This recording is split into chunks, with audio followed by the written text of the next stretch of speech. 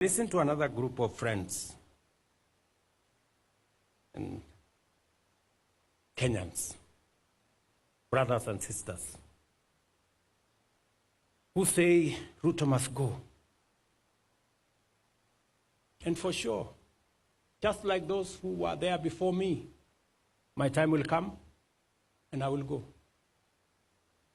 Just like those who were there before me did.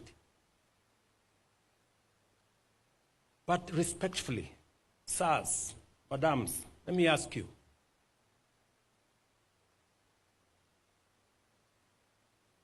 So, what are your reasons for this Ruto must go? I'm sure it's not because of the spelling of his name.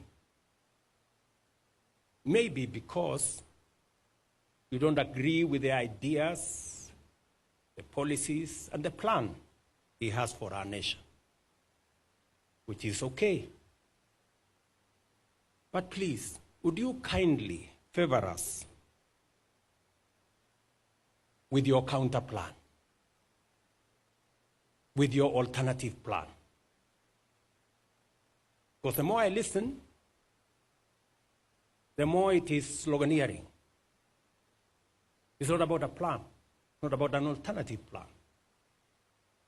And, hey, we cannot replace a plan you don't like with nothing. And I hear my brothers and sisters say, let Ruto go, then we will figure out. And we will tell you what is the alternative plan later. We cannot tell you now. To me, that sounds like the wash conmanship.